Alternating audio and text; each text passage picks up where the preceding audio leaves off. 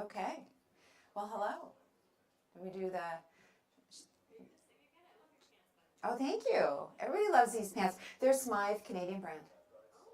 And I have my Dr. Gunter shoes on, Fluvog, designed just for me. Yes, I know. What musical? There goes the baker with his tray like always. Sorry. Okay, so I'm going to just run through my slides. Okay. Make sure everything looks good. Does. The ladies are arriving.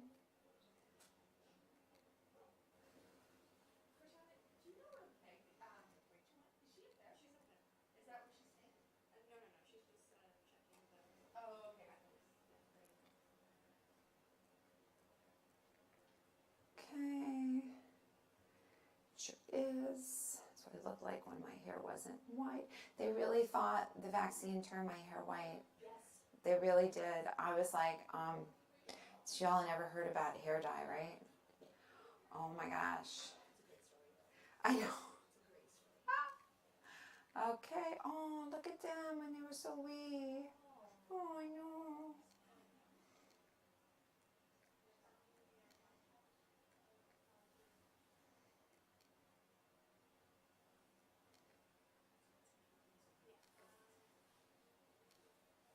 Okay, that's it.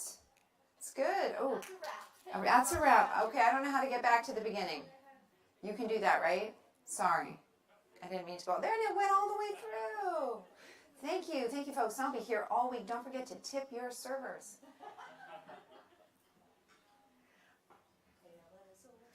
I know we need to come up with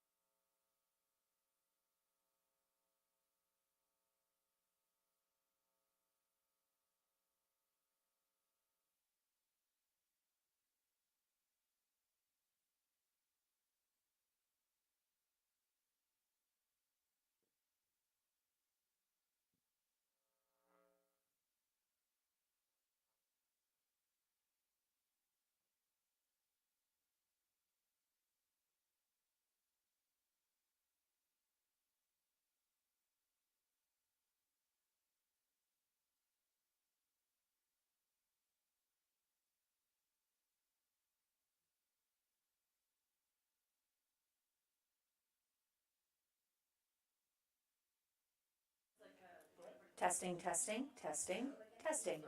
Excellent.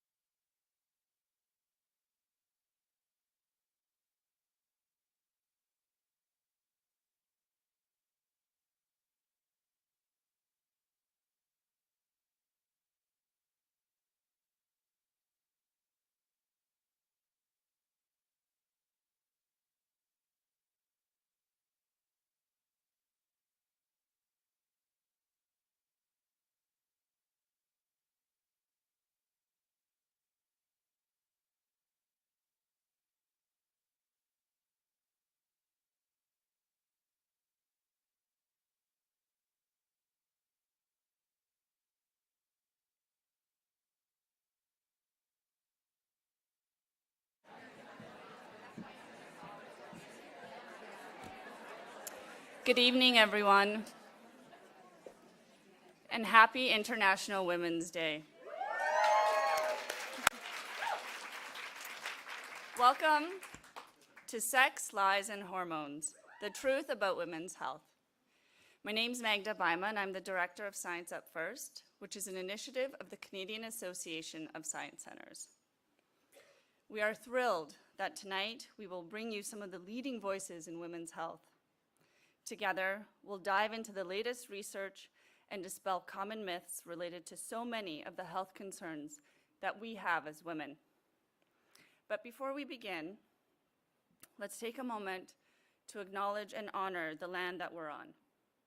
We are gathered here today in what we call the city of Vancouver, which is situated on the unceded traditional territories of the Coast Salish people, the Musqueam, Squamish, and Tsleil-Waututh nations. This evening is a hybrid event, so although many of us are gathered here in person, we know that thousands will be joining us online as well. Wherever you are, I invite you to take a moment to acknowledge the original homelands of distinct living Indigenous cultures. If you'd like to learn more about the Truth and Reconciliation Commission and steps that you can take as a settler on this land, visit nativeland.ca to get to know the cultures of Indigenous peoples, past, present, in your community. Okay, so before we get going, let's take care of a few housekeeping issues. For our audience in-house, please ensure that your mobile phones are turned off or put on silent. You will all have an opportunity, or many of you, to ask our expert panelists some questions at the end of our evening today. So please hang on to those questions and save them until then. And please note that our panelists are not able to give any personal medical advice at this time. For our online audience, you have the option to turn on closed captions with the button that's at the bottom of your screen. French audio for today's discussion is also available using the interpretation button. For the online audience, if you have questions, please submit them using the Q&A function at any point in time. We will do our best to answer as many of your questions possible during our live discussion. So, now without further ado, I would like to invite the CEO of the Saskatchewan Science Centre and Board President of the Canadian Association of Science Centres, Sandy Baumgartner, to kick off our event.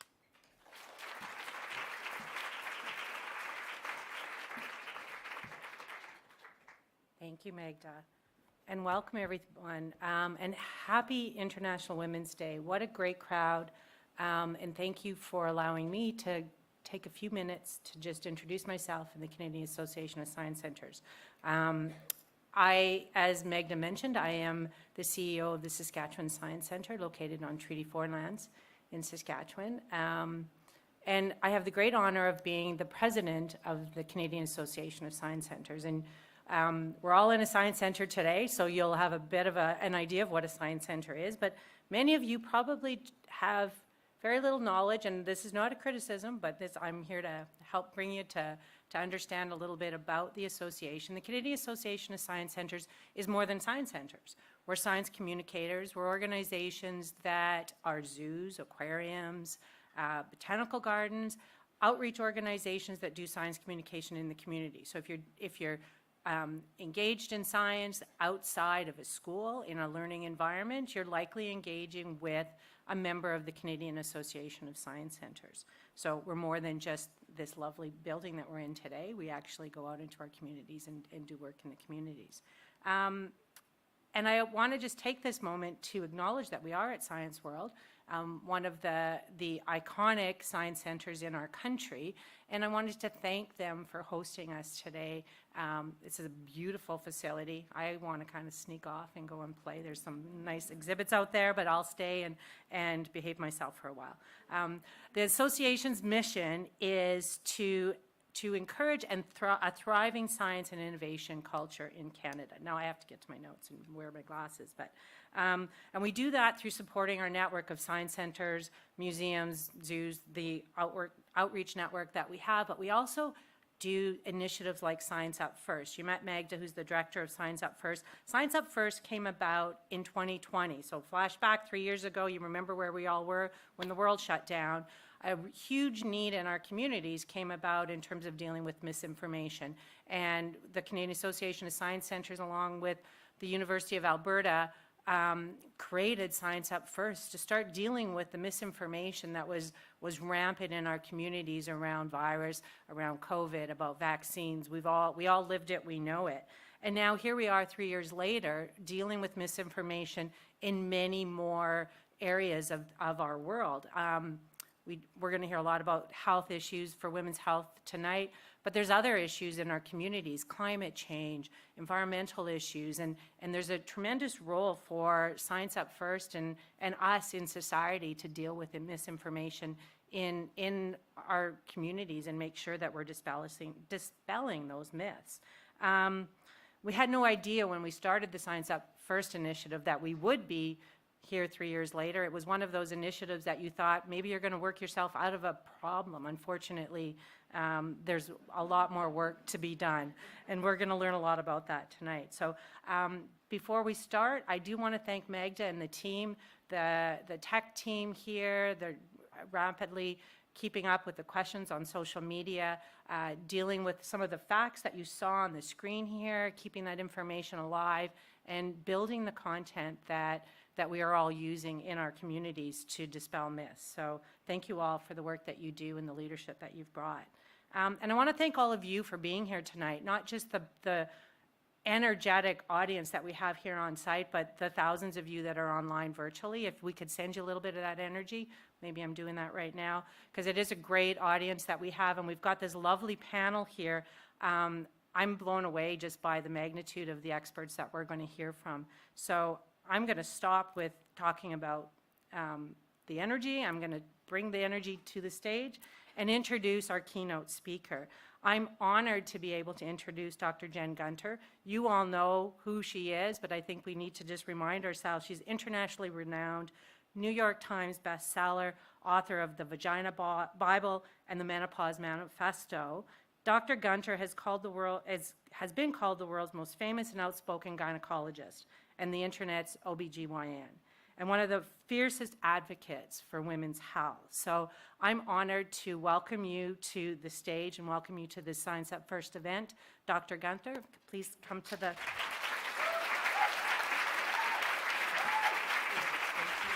Okay.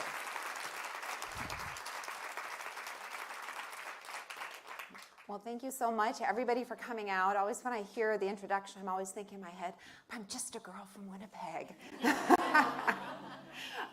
So anyway, I'm really thrilled to be able to give you this talk tonight.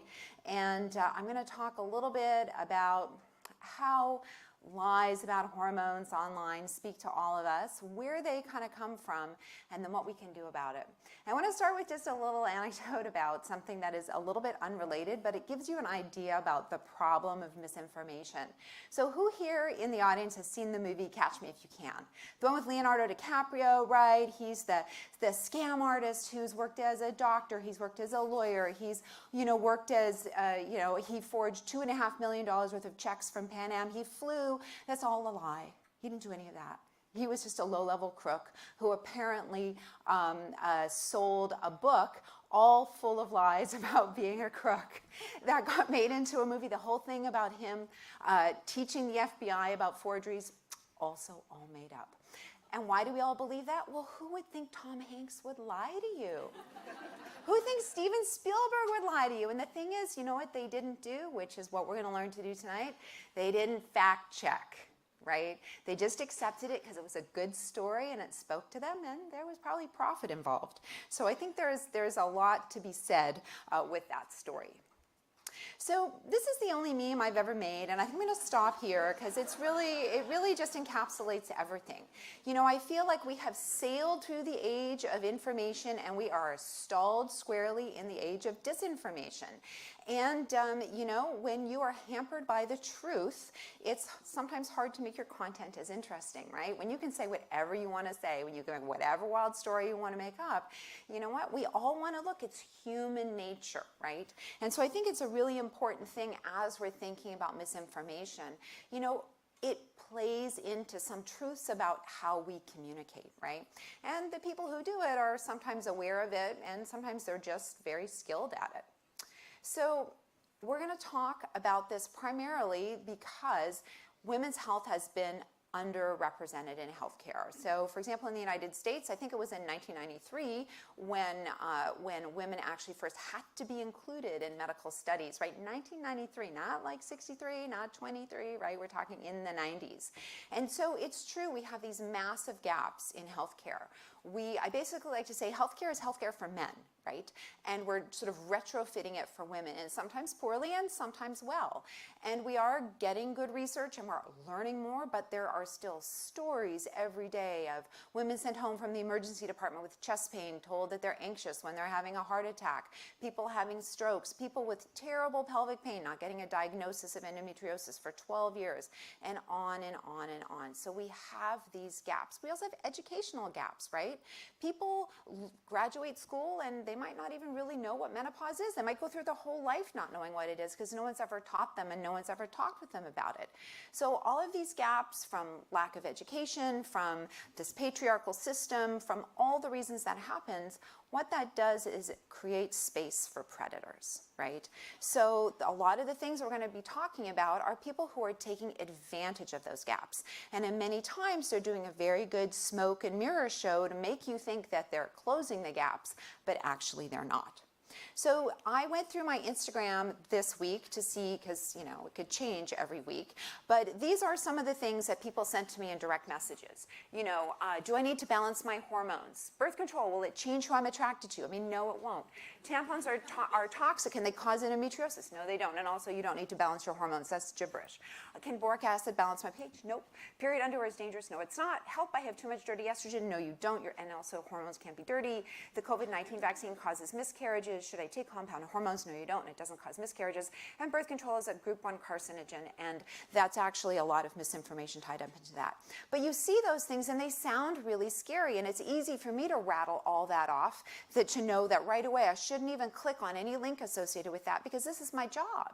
But when we're going out online, we don't expect people to be disinfluencers, right? We don't expect them to be sharing things that are harmful. And sometimes they don't know, but sometimes they do. And so let's talk a little bit about why some of these myths are particularly sticky.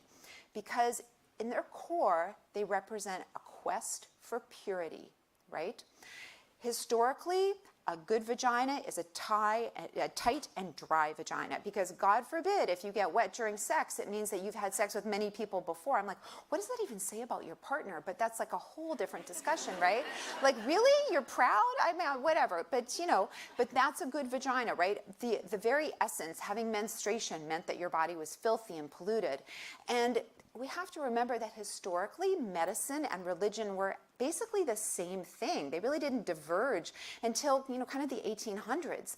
And so this back to nature, being pure, being natural, these are all also sort of Christian or religious types of beliefs in many type of religions, right? And these have become tied up with sort of alternative healthcare. And all of this kind of messaging is about a return to purity, which of course for, you know, women is a return to virginity, to being untouched, to being ready to be a breeder. They all tie into that same myth in some way. And so a quest for purity is a quest for profit. And my personal theory is, because this has been part of our way we have lived for centuries, right? My mother, her mother, her mother, her mother, and her mother, for so on, were sort of steeped in this idea of purity being good and natural. That's why it all seems so familiar to us, because we see it everywhere. And I got to tell you, once you start seeing it everywhere, you can't stop. It's just, you know, purity myth, purity myth. I feel like one of those, you know, MTV pop-up shows, you know, where the balloon pops up all the time.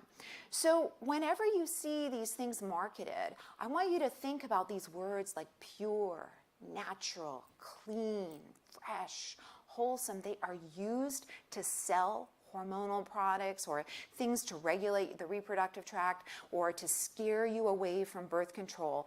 And these are the words of the patriarchy. That is what they are. They're effective marketing tools, but you need to know that. So the other problem that we face, besides this sort of purity culture that's everywhere and a very effective sales tactic, is fears about reproductive health make copy. There is no better way to get on above the fold on the New York Times than to have something scary, because we got to scare women away from stuff to help them. God forbid they actually get better. So in 2002, the Women's Health Initiative was halted. This was a big study on menopausal hormone therapy. And of course, there was some data that showed that it was associated with an increased risk of blood clots, heart disease, and breast cancer. And that's a whole separate discussion about how to interpret that. But that being said, it made above the fold in the New York Times. And of course, people on hormone therapy dropped from 42% to less than 5%. When osteonecrosis with bisphosphonates, a great therapy for osteoporosis. When we learned that, I mean, the risk is 1 in 100,000. The very rare event, use of these medications plummeted. So what are we supposed to do to protect our bones? We're not supposed to do anything. If you have osteoporosis, it's too bad. You can't take something because a risk of 1 in 100,000 or 1 in 10,000. I mean, that's ridiculous, right? So all the papers that showed that these things are actually safer to be on, did those appear above the fold? No, not at all. They're kind of, in the hinterland, page 10 maybe if you're lucky. But the point that I want to really bring home here is how many of you know that use of phosphodiesterase inhibitors, drugs like Viagra, can cause blindness? Can. You ever see that above the fold in the New York Times? Nope. Risk is about 3 in 100,000. Wow. Preventing osteoporosis seems like it's much more important than helping erections to me in the grand scheme of things, because keeping people alive is probably more important.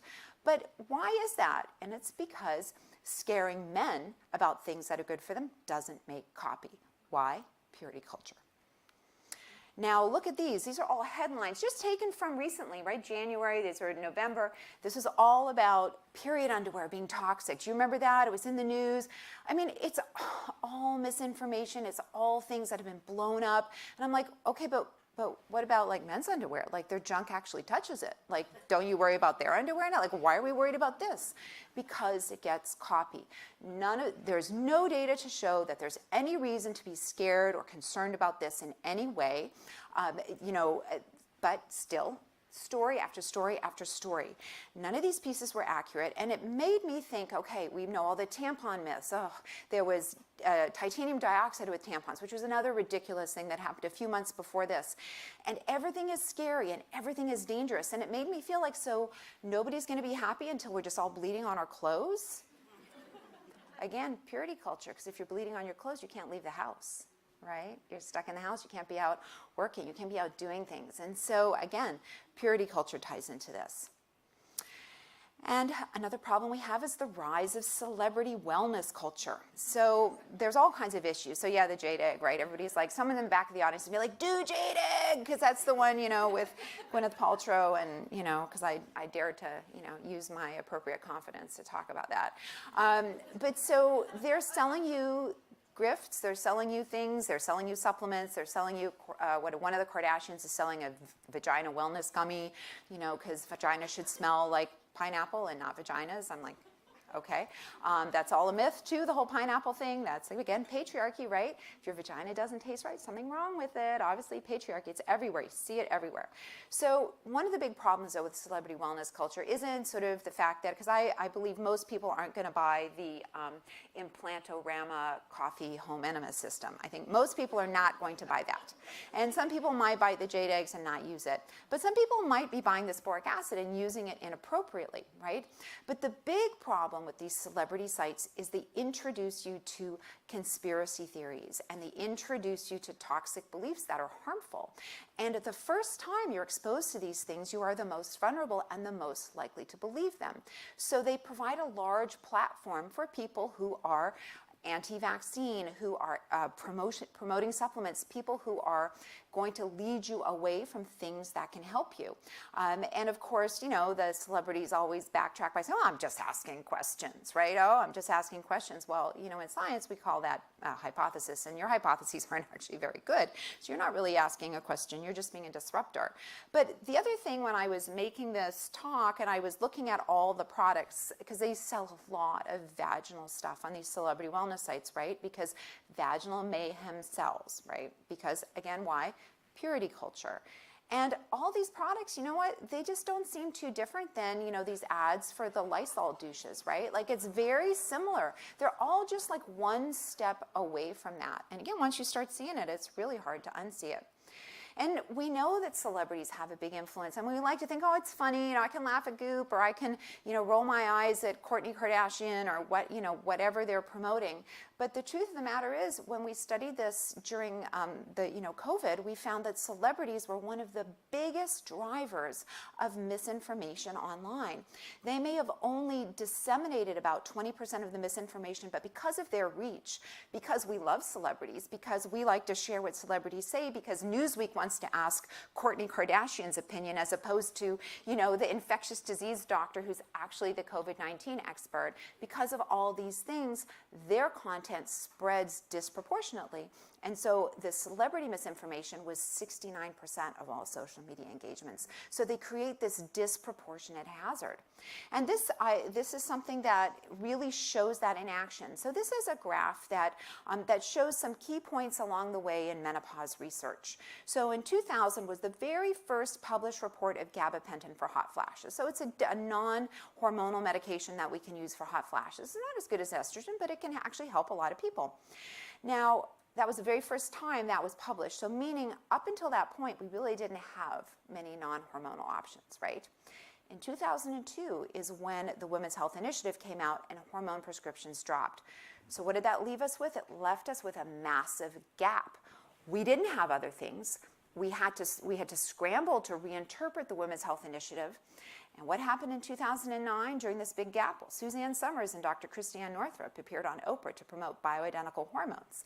And below, you see that there's a graph with 3 spikes, and they're lined up. That third spike is the day after that episode. And those spikes all coincide with the release dates of Suzanne Summers' book on hormones, and they're search terms that for bioidentical hormones. So the peak search term comes each day after she publishes basically the same book every 2 or 3 years. One's called like The Sexy Years, one's called like Sexy Hormones. It's like the same book rewritten 3 times. But each time it came out, it caused Google Trends to produce that massive spike. And obviously the combination of being on Oprah is, you know, huge. But it shows how much celebrities drive the information that we see and consume. And it doesn't matter if every single person here's like, well, I don't care. I'm going to put, you know, Kardashian on all my blocked words, and I'm not going to see, but the problem is they drive what Newsweek says. They drive what gets in the New York Times. I mean, I get so exasperated sometimes when journalists contact me to like, what do you have to say about, you know, Kourtney Kardashian? I'm like, nothing. She's not like, you're actually saying that like we're on the same level. Like I should about vaginal health, like what? You know, that's what the implication is. But the fact of the matter is they drive the culture. And then we have celebrity doctors. Dr. Christiane Northrup, who is the pandemic's worst woman, she's one of the dirty dozens for spreading misinformation. I know a lot of people say, oh, but wasn't she really great? No, she actually was never great. I've read her original book. She's all full of victim blaming. She talked about consulting, I don't know, somebody about auras to decide if she should operate on somebody with fibroids. I mean, I don't know. I like my things more like in the physical plane. And then we have, you know, new doctors capitalizing on vaccine misinformation because it's profitable. You know, and this guy's bragging about being on Tucker Carlson. I'm like, I would be so embarrassed if Tucker Carlson wanted me to be on his show. I can't even believe, how are you not embarrassed? Because it makes money, right? And then we have femtech, and everybody's like, oh, femtech's awesome. But you have to remember that a lot of femtech, or most of what I've seen, is driven by, private venture capitalists, right? And it's driven by a board of directors. It's driven by people who want to make money. This isn't, a lab at the University of British Columbia that's used grants, that's come up with this product from all of this type of research, and then they're going to make it available at cost for the public because they used public dollars to get it. These are people who are hoping to capitalize on the gaps, right? Because venture capitalists want a 4 times or maybe even a 10 times return on the money they put in. And medicine doesn't generate that kind of profit. If it did, we wouldn't need venture capitalists, right? So we've seen this explosion of home hormone tests and virtual care. And many of these virtual care clinics for menopause are upselling supplements, and they're upselling compounded hormones, and they're upselling vaginal laser therapy, which is shown to be ineffective, right? So you have to be very careful. What's the upsell that comes along with these things? And finally, I want to show this slide from JAMA. And this was actually a really great letter that was published in JAMA back in 2013, but it's still relevant. And what they did was the guy asked people what conspiracy theories they believed in. And a stunning number of people, right? Like 63% of people had heard that the Food and Drug Administration was deliberately hiding natural cures from people. 37% of people agreed with that. They actually agreed that that was happening. 37%, that's 1 in 3 people. Or that, we want to vaccinate children even though we know vaccines cause autism. 20% of people believe that. 20%, right? So the people who are here, to all of us, because we're engaged in science, these numbers seem hard to believe, but when we think about what happened during COVID, right, these numbers actually start to make sense. So why do conspiracy theories live so much in wellness? Why do they want you to believe in conspiracy theories? Because they do, right? Fluoride's going to kill you, vaccines are damaging. Well, some of it is this sort of race to the natural, because that's effective marketing. But the more conspiracy theories you believe in, the more likely you are to take supplements. And supplements are what funds wellness. That's how you make money. The more conspiracy theories, so if you believe in 3 conspiracy theories, 35% of you will be taking herbal supplements. Supplements are the wheel that drives alternative medicine. And if we made them have the same requirements as prescription pharmaceuticals, we would cut off this pipeline. To me, this would be the biggest way to cut off all these grifters and medical conspiracy theorists, because we're like, okay, great, your product works, prove it, or we can't sell it because we care. So that's why supplements are such a big part of alternative medicine. That is where the money comes from. So I want to talk a little bit about one of these myths particularly, and this is kind of what I like to sort of say, the truthiness of it all. So Stephen Colbert, when he had his very first night of the Colbert Show, he wasn't going to tell the news to you, he was going to feel it to you. Right? And that's what we see with a lot of these influencers, because you trust them, you're feeling it with them. So let's look at this myth. And what they do is they take a little kernel of truth and it gets twisted, and that's why it sounds familiar, because there is maybe a kernel of truth in there. So birth control pills, class 1 carcinogen, this is what they promote.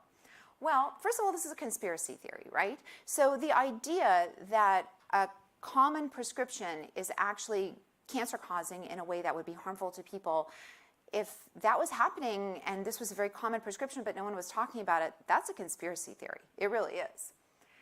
There's also a devil term. So in rhetoric, we have God terms and devil terms. And God terms are pure, clean, natural, all the things that fit in with purity culture, right? When we hear those words, we automatically fill in the blanks that they're positive. But when you hear a devil word, you automatically fill in the term and you think it's a negative. Well, in medicine, we're stuck with like cancer, disease, coughing, sputum, discharge. We're stuck with those kinds of words. So they're using carcinogen. They're using a devil term to scare you. There's a kernel of truth. Sure, estrogen is carcinogenic. That's how people get breast cancer from their own ovaries, and that's how they get endometrial cancer from their own body. But that doesn't mean that a drug specifically causes cancer. There's appeal to purity, because the implication here is that birth control pill is polluting your body. And finally, it's serving the patriarchy in another way, because if they cared about estrogen being a carcinogen, they would also talk about the increased risk of breast cancer that persists for several years after being pregnant, which is related to the estrogen exposure. So it can't really be about the estrogen, and it can't really be about the cancer, can it? It's actually about scaring people about birth control. So how do we undo all this? And it's hard, right? I mean, it's hard. That's why we have, we need these types of initiatives like Science Up First. So I want to give an example. So I had a podcast for TED, free to listen to. The first episode we did on water, and I wanted to take on the myth, 8 glasses of water a day, because it's a total myth. That's why you have a thirst mechanism, really. It really is. Drink when you're thirsty, and it's fine. It can be Diet Coke. That's my favorite, personally. So we had the podcast. We had a little video. It did really well. It was really great. And so one day I went to the comments section, and I shouldn't have. But I was so happy to see all the comments feeling the same way I did about this. I 100% feel mentally and physically better when I drink a lot of water throughout the day. My skin does look better, and my gut health functions better. I sleep better. Everything's better. I'm sure she is way more accredited than I am to speak on this, but I strongly disagree. Okay. My body tells me when I need water when it's too late. It actually doesn't. I always have a water bottle near me in my peripheral vision. If I fail to drink 8 glasses of water a day, I feel like a zombie. This applied to my parents and friends too. So I suggest you guys take this video with a grain of salt. Okay, well, that's actually like a joke there, but whatever. And yeah, I don't think she's a very reliable source. Like, sure, you don't need 8 glasses, but that doesn't mean it isn't better. I think she's missing the point, right? I had a world-renowned nephrologist who wrote a book on how the kidney works to explain it all. Did you know your thirst mechanism is so evolved that when you start drinking, your brain can calculate with all the receptors in your mouth how much fluid you need. And that's why your thirst mechanism shuts off before that water has even gone through your gut into your bloodstream. Your body is monitoring you. If it didn't, we would have died, right? Thirst is actually a very important thing. So I just find it interesting that with this attention to detail, providing it in so many different ways, it's so hard to break through. Or this one, the comment section, very bad place. The reason why you don't want to go to a comment section is just one ad hominem attack, if you read it, can make you disbelieve the content that you read. Just one, right? So especially with Instagram, where you see all these comments, or TikTok, that's why it's so hard to be an effective communicator when the comments are enabled. But if you don't enable the comments, then you're hiding something, obviously. And this person actually thought that my hair turned white from the vaccine. I'm like, hey, you've never heard of hair dye? I mean, okay. But, so all kinds of sort of attacks related to that. And then there's something called the illusory truth effect. We all mistake repetition for accuracy. And one theory is that sort of repeated statements are easier for us to process. And sort of it's called processing fluency, and it's used as a cue for truth. Well, think about social media. You see the same thing over and over and over again. The Newsweek picks it up and Time picks it up, and then those stories circulate through. And now you haven't just seen one blogger write about how period underwear is dangerous. You've seen it from 15 different sources, right? And especially think about TikTok with stitches, right? That the content just gets generated over and over and over again.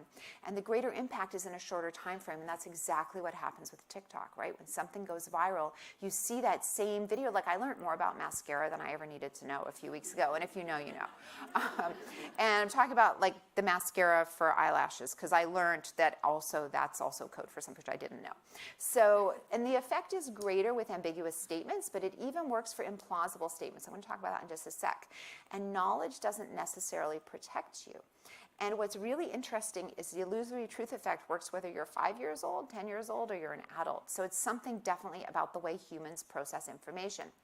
So when it comes to false statements that you're exposed to, it just takes 5 repetitions to start to think that something might be accurate. Now, the first exposure can have an effect, but they did a study with these implausible statements. Apple owns 75% of USA office buildings. The population of North Dakota is greater than a population of New York State. The tallest person is 35 feet tall. George Washington was born in China. Benjamin Franklin lived to be 150 years old, and the earth is a perfect square. And after repeating this to people over and over and over again, people started to move on this sort of score that they had for believability, right? So if it can happen with these statements, then what happens when you see things like birth control pills are carcinogens, or you need to balance your hormones, or you need to use boric acid to regulate your vaginal pH, right? These things they're far less crazy than these statements, right? And you see them over and over and over again. So well, you could just do your own research. And I know that's kind of like a really loaded statement because we want to teach people how to do their research correctly because the way they're doing it now is not working. In fact, internet users are more likely they're more likely to have negative beliefs about vaccines. And the reason for that is because when you do a search, if you just do a Google search, what comes up is what's popular. This isn't like going to the library and having a librarian do a great curated search for you and throwing out all the stuff that's trash and then giving you the 4 things that you should be looking at or learning how to do that yourself, right? This is what's popular. And there's a really sad example. There's an awful predatory procedure called the O shot. It cannot help you in any way, and it's one of my red flags. If you happen to be at a gynecologist or a urologist and they offer that, you should get up and walk out the door, because if they believe that's helpful, I'd be scared to know what else they think is helpful. It's very predatory. But if you go online as a person trying to advocate for yourself to look online because you're thinking about it because your doctor told you about it, you have to work to find something negative because of the search engine optimization. The first several pages on the internet, I mean, who goes to page, the bottom of the page, never mind page 2 or page 5, the first several pages are all glowing things about the procedure. So how can the average person weed through that if they didn't know about search engine optimization? Because every single person who offers that procedure becomes a legitimate site for Google to trawl through to put that into the mentions, right? Or put that into the search. So what happens is people often then end up falling victim to alternative medicine and people who don't wish them well because of the way the internet works. And so we want people to look things up, but we need them to learn how to do it so they can do it safely. Just in the same way you wouldn't get in a car if you didn't know how to drive it. You had to learn how to drive a car, and it's the same kind of thing. Now apply everything that I've said to social media.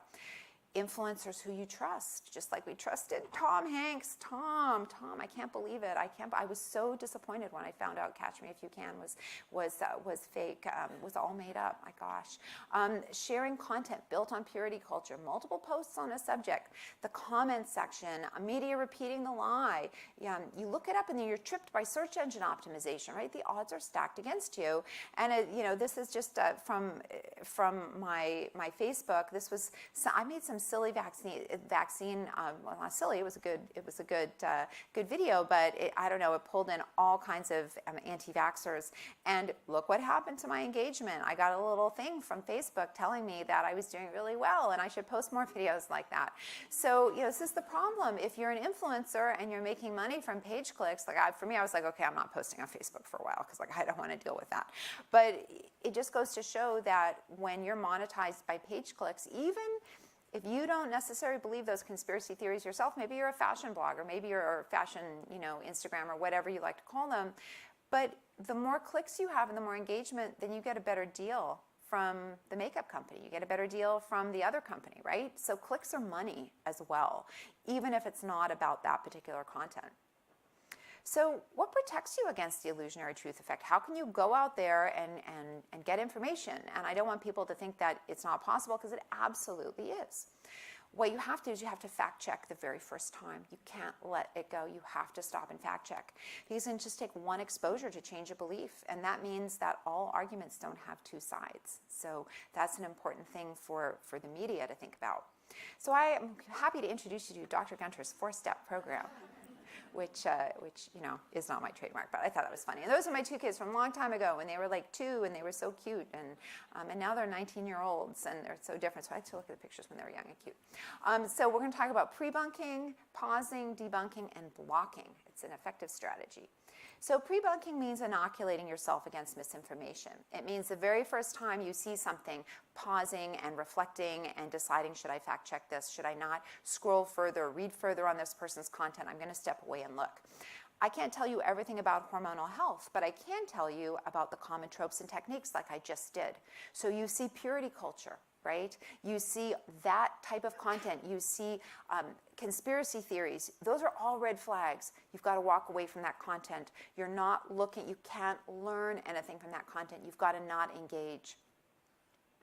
Pausing to fact check So you've got to stop, you've got to fact check. You can take the question and you can Google it in a way, and this is my quick and dirty way for Googling things.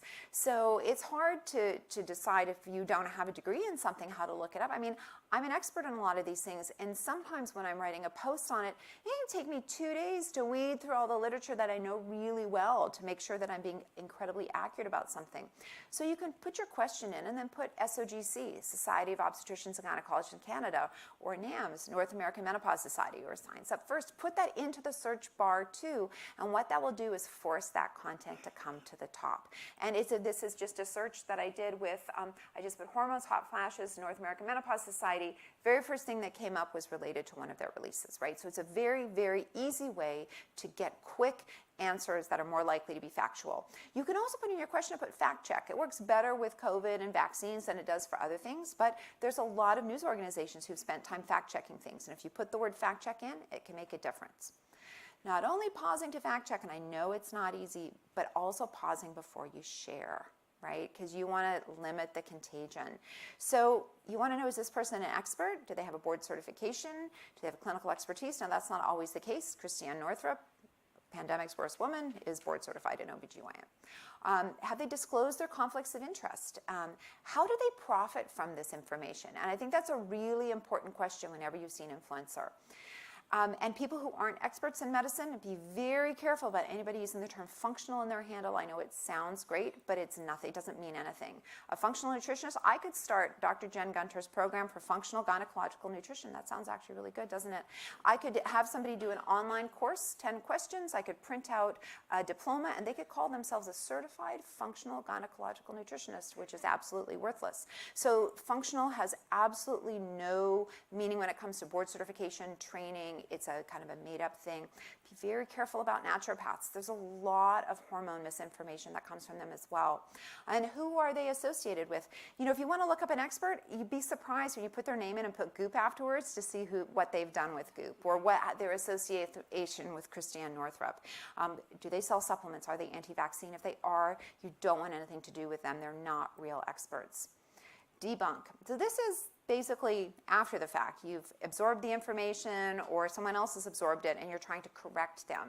It's the last line of defense, really, because it's very hard to undo, because you can undo it, but they still have the memory. They still have the memory of how that made them feel, especially when we're talking about things that deal with purity culture.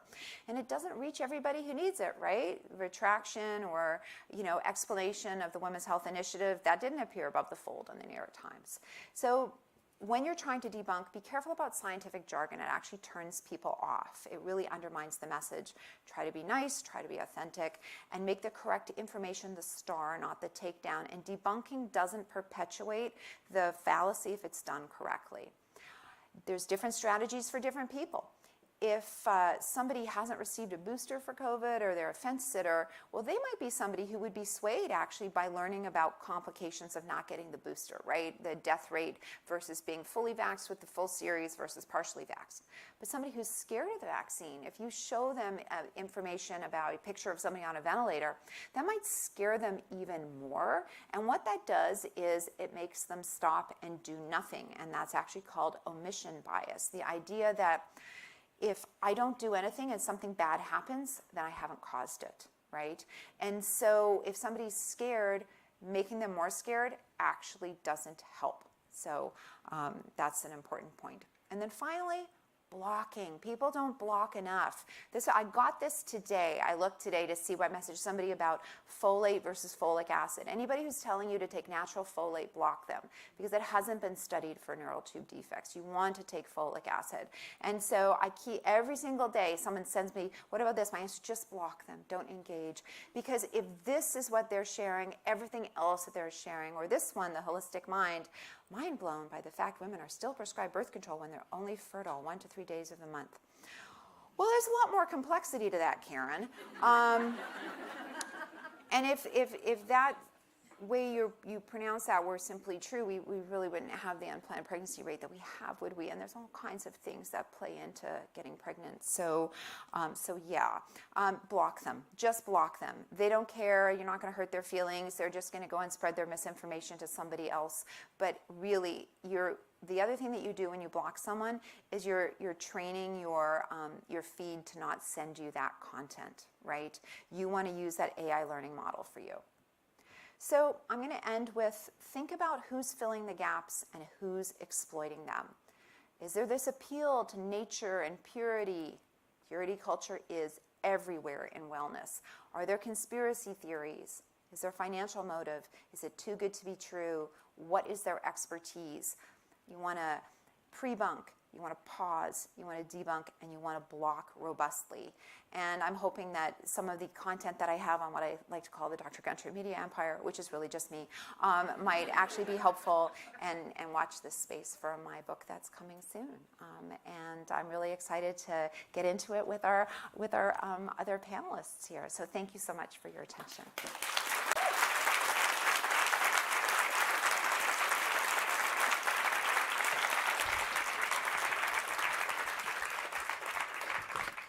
Wow, wasn't that fantastic?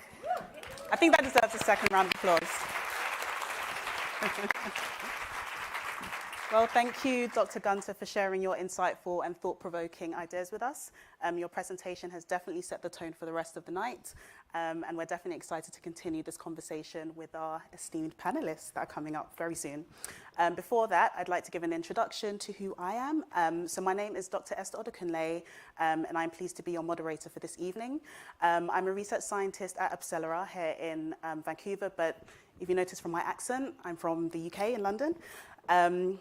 But perhaps I'm probably better known to many as the face behind Science Uncovered, which is an Instagram platform popular for engaging with the scientific community, communicating science, and trying to advocate for diverse representation and inclusivity in STEM. And I'm definitely honored to be part of tonight's event with you all. So now we'll get to introducing our extremely accomplished panelists. So we'll start with Dr. Laurie Brotto. I have a bit of an introduction for you, so feel free to stay seated for a bit. So Dr. Laurie Brotto is a professor in the UBC Department of Obstetrics and Gynecology, and she's also a registered psychologist in Vancouver, Canada. She has been the Executive Director of the Women's Health Research Institute of BC, located at BC Women's Hospital since 2016. Dr. Brotto holds a Canada Research Chair in Women's Sexual Health, and she is the author of Better Sex Through Mindfulness, How Women Can Cultivate Desire, and the Better Sex Through Mindfulness Workbook. Please come and join us on stage.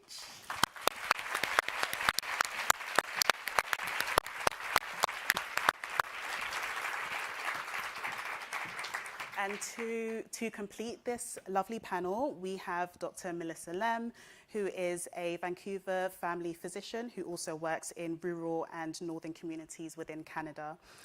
Being the president of the Canadian Association of Physicians for the Environment and the director of PARX, which is Canada's National Nature, this is a tongue twister, Canada's National Nature Prescription Program powered by the BC Parks Foundation. She is an internationally recognized leader in the field of nature and health. She is also engaged in advocacy and policy work on a broad range of other issues, from climate change and hydraulic fracturing to sustainable healthcare and low carbon transportation. Please come and join us on stage.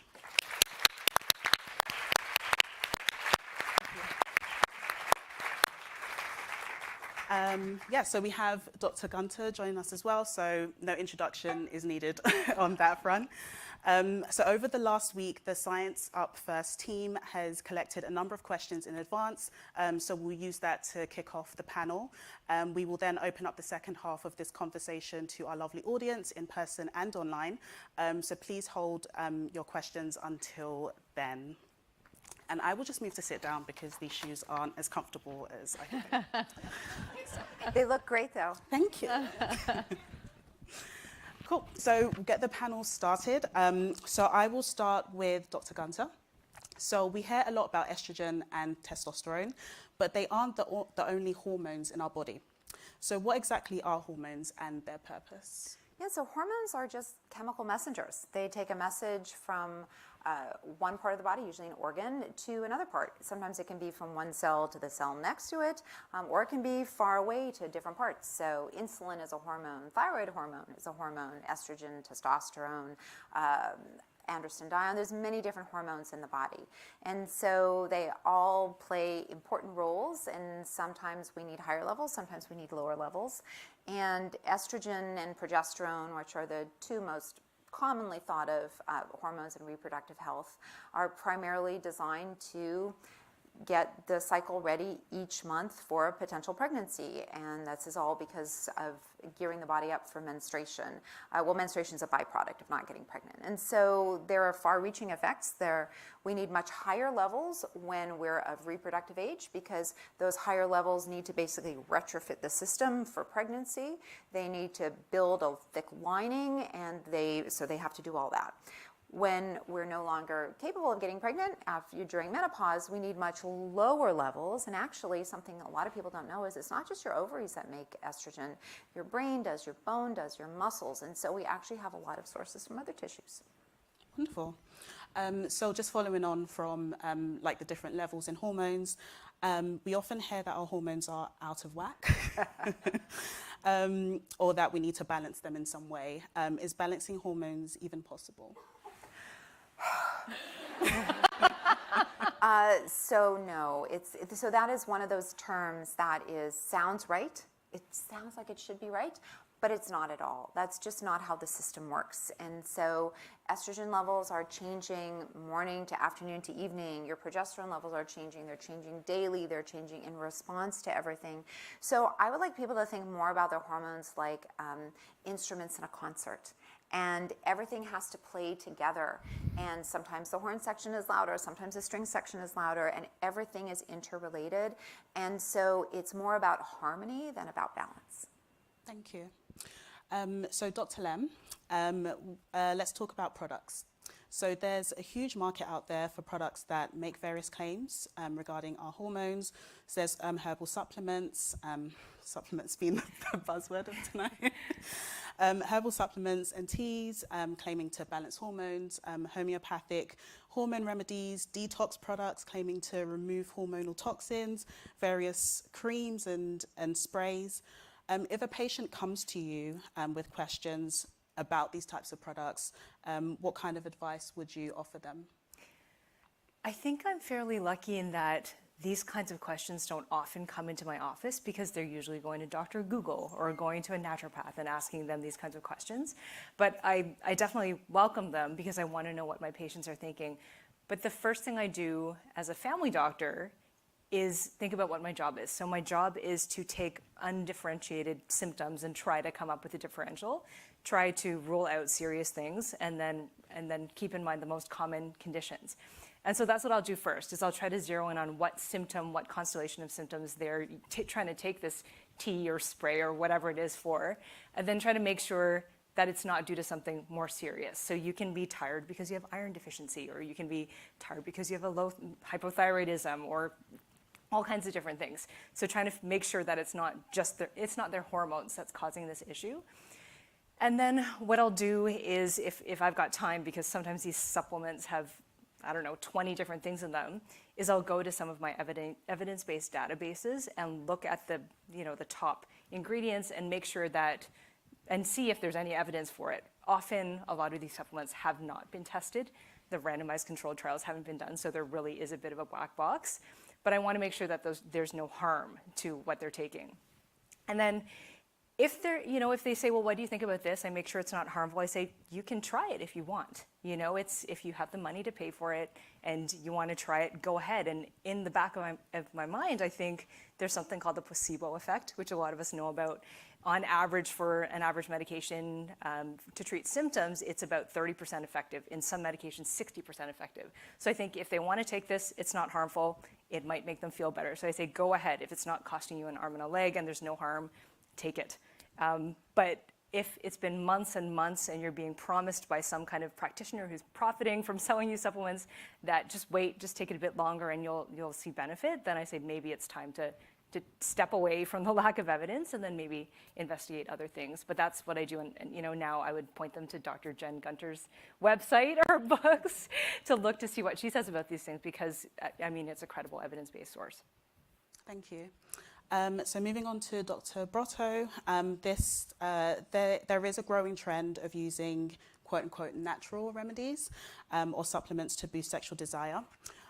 What is your perspective on these approaches, and what are some safe and effective options for improving sexual health?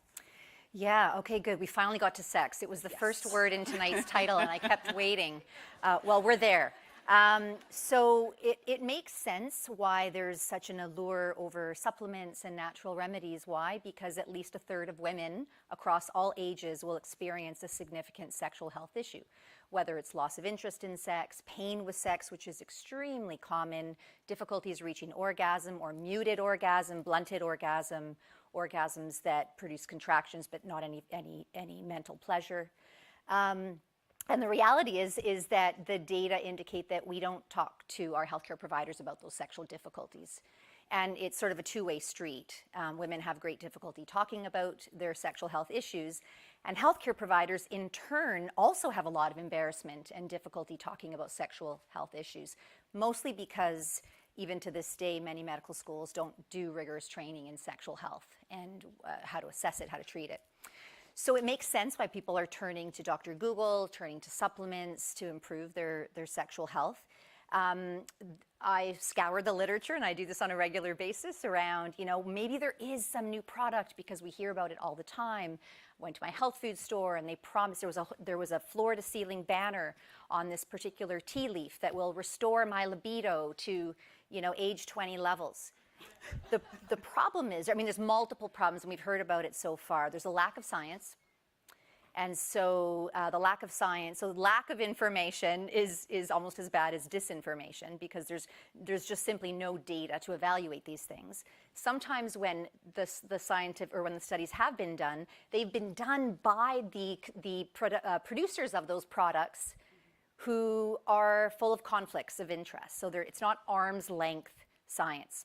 Thirdly, as Dr. Lem pointed out, there's this incredible phenomenon that works so well, and it's called the placebo response. And in sexual health studies, it's about 50%. So if you enroll for a sexual health study to take a certain product that promises it's going to restore your libido, guess what? You have a 50% chance that it's going to work. Sign me up for that. There's no side effects. It's free. It's available anytime. So that is part of the problem, is that many of these supplements that have promise of improvement have not been studied, and the placebo response which works very, very well. And the more that you kind of pay for a particular product, this has been another area of science, the more that you pay for a product, the higher the placebo response is. So, the jade eggs that were $350, that placebo response is probably around 90%, because they're paying so much money, so you're expecting it to work. So, I'll just reaffirm what Dr. Gunter said earlier. Do your research, ask the questions, go to the credible sources, go to the scientific studies that have been peer-reviewed, which means evaluated by other scientists, and don't trust anything else. I also just want to add, the placebo responses tends to be quite short-lived. Yeah. So people, for whatever reason you're taking it, and so then you go back and then you're recommended to take another supplement, right? And then after 3 months, response goes up another again. one. And so that's how the mill keeps going. Thank you. So pivoting back to Dr. Lem, we know that environmental pollution can have real negative impacts on our health, but sometimes wellness influencers take this idea to an extreme, portraying everything as quote-unquote toxic. Can you speak to the balance between addressing real environmental risks and avoiding unnecessary fear and misinformation? I thought it was really interesting, Dr. Gunter, what you said about this purity culture, because I think that's really what a lot of these natural pure cosmetics and products prey on. So there's this concept called the dose response curve. So essentially, there are certain things that are toxic, carcinogenic, if you take them in high enough amounts, but in very small amounts, it's very unlikely that our bodies can't deal with them. We have these mechanisms to detoxify. That said, there's an increasing awareness within science, within researchers, of something called cumulative or additive or synergistic effects of certain toxins. When they cause similar effects and you get a lot of a small amount of them together, they can then start causing these issues. So the science is starting to develop around this. So in terms of worrying about these kinds of toxins, you talked, Dr. Gunter, about water and drinking 8 glasses of water a day. Drinking too much of even wonderful, pure things like water can kill you, because you could dilute out your sodium and you could have a seizure and die. So, certain things that are good for you aren't necessarily good in large amounts. Certain things that are bad for you are okay for you in small amounts. But what I want to bring people's attention to is that we worry so much about cosmetics, about the things that we eat, but then the same people who are worrying about that are smoking, or they're drinking 2 glasses of wine per day, or they're breathing air pollution outside from fossil fuel burning vehicles, or breathing in nitric oxide from their gas stoves inside their homes. And so they're zeroing in on the wrong thing. We should look at the factors that actually cause harm, that are known and proven by science to cause harm.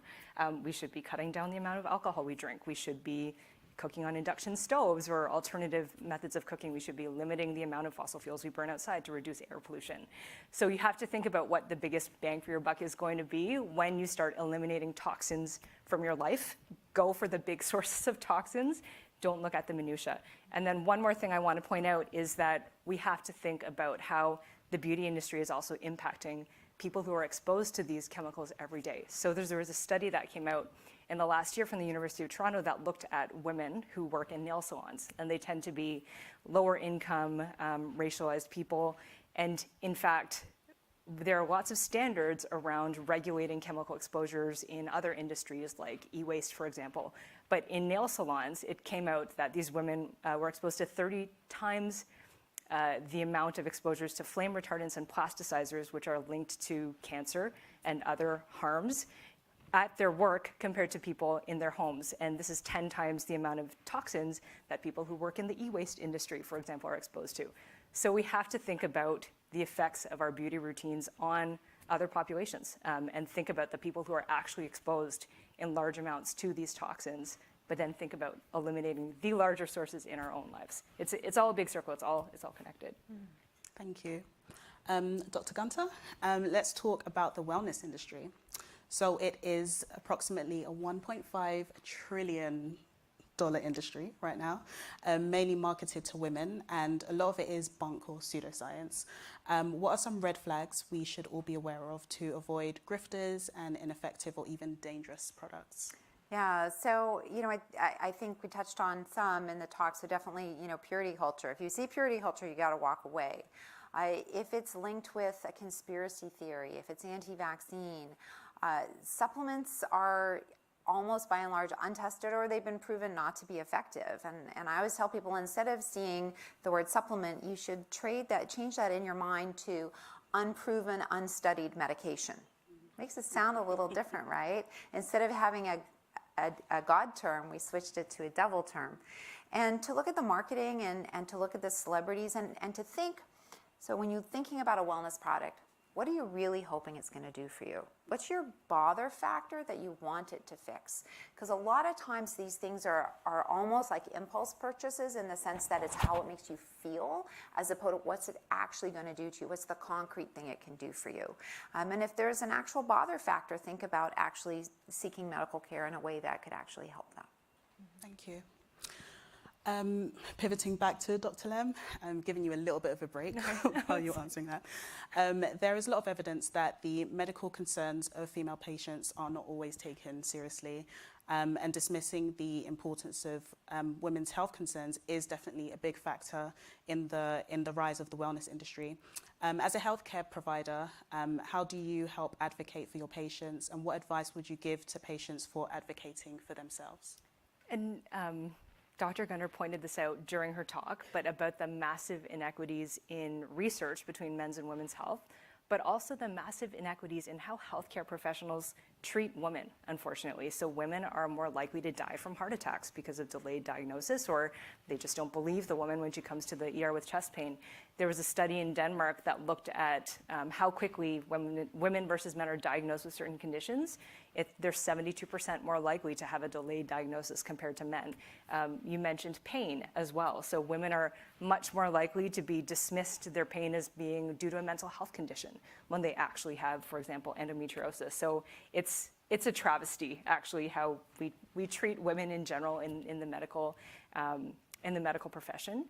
But in terms of helping women advocate for themselves, again, I think from my perspective as a family physician, I try to get at the root of what their symptoms are and help them understand what it is they're really looking for.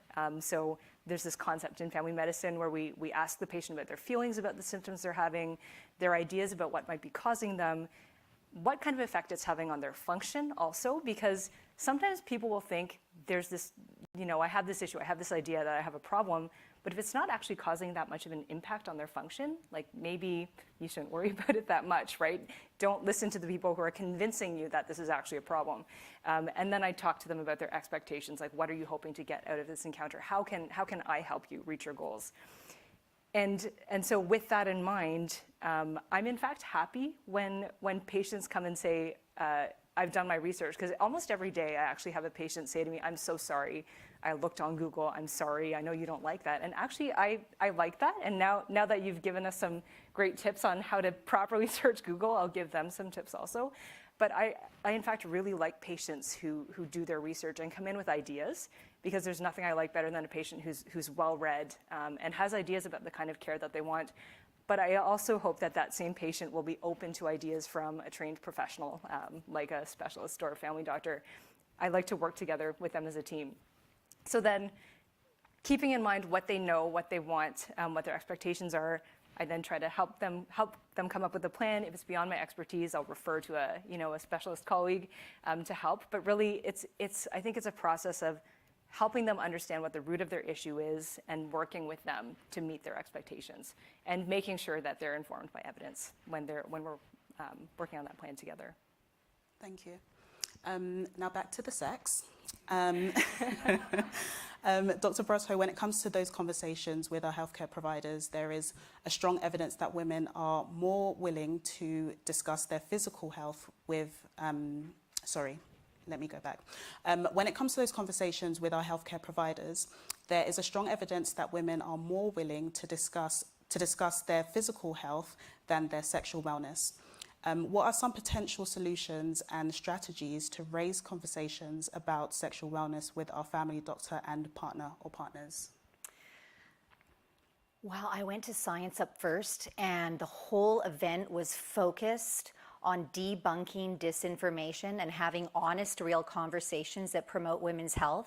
Can we have a conversation about my sexual health? Something as simple as that. So you can reference something else that you read or heard of, and it kind of depersonalizes it a little way. It's a way to sort of put the toe in the water and start to have the conversation. It's so fascinating. Low sexual desire is the most common of the sexual difficulties. Again, about a third of women across ages. There's a myth that it increases in frequency with age. It actually doesn't.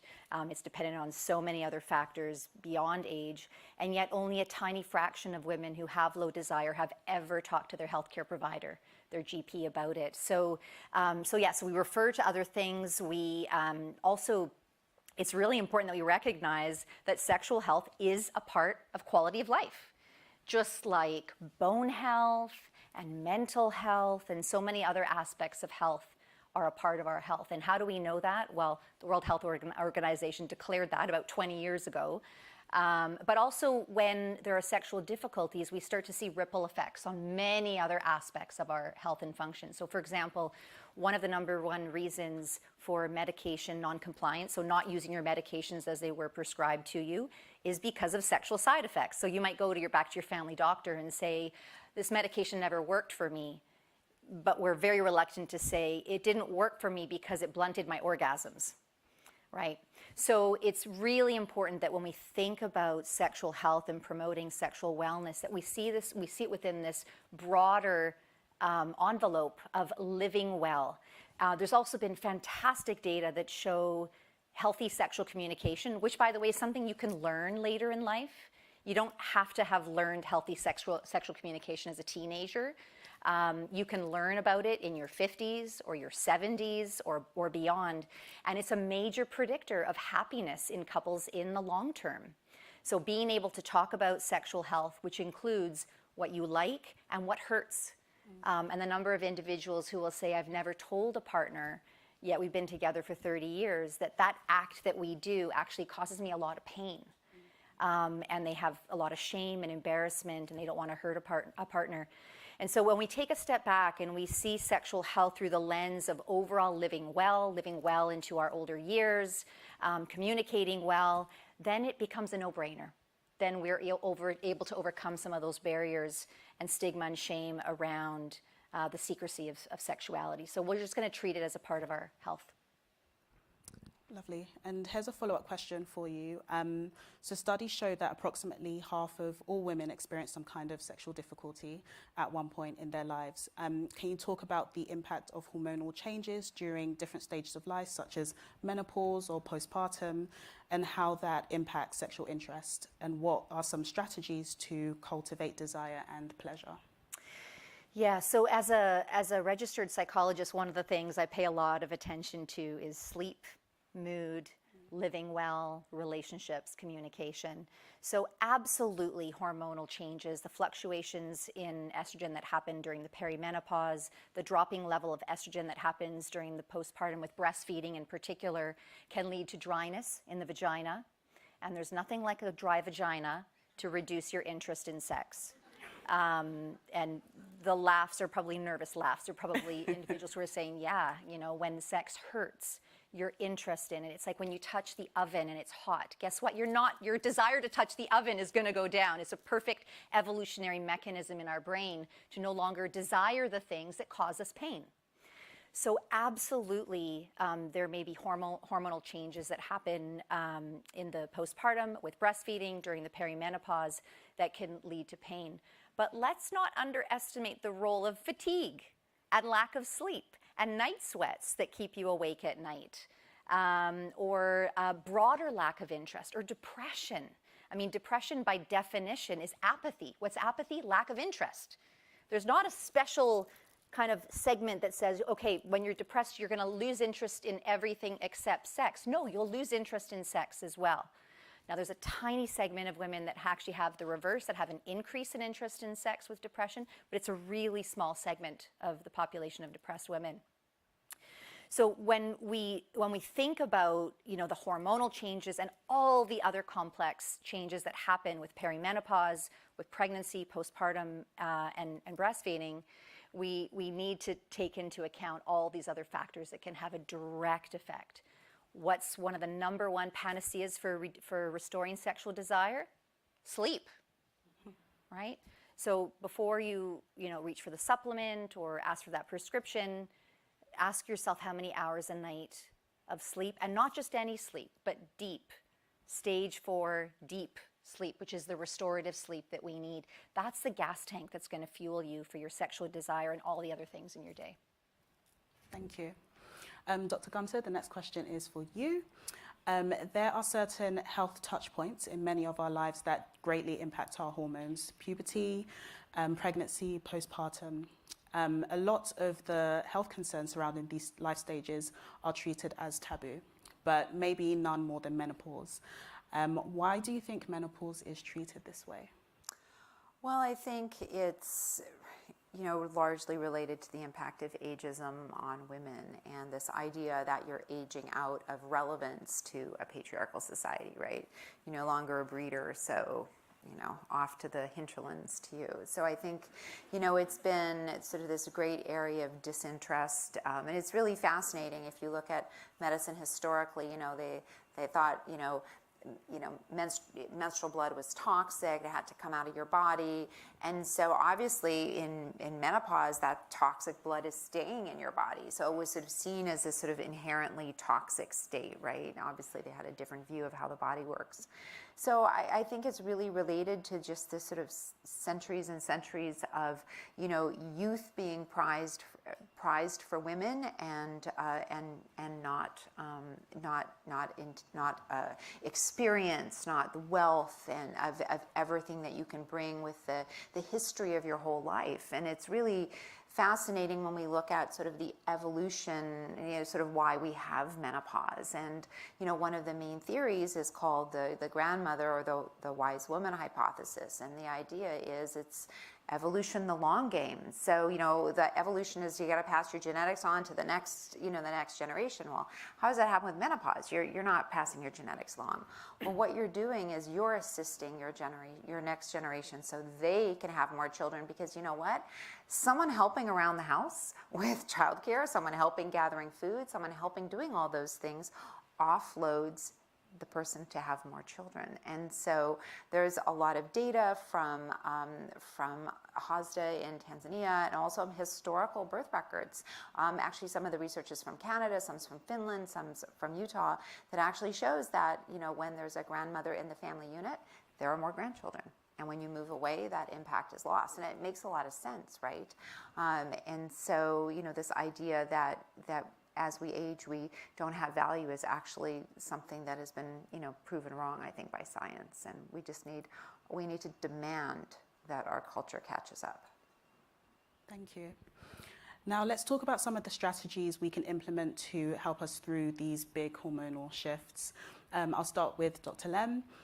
You work at the intersection of health and our environment. As a long-time advocate for the health benefits of connecting to nature, can you tell us about the effects of our environment on our hormones and our health, particularly the benefits to those experiencing menopause? I feel kind of funny talking about the benefits of nature and health now, because Dr. Gunter, you kept talking about how nature is run the other way if you hear this word.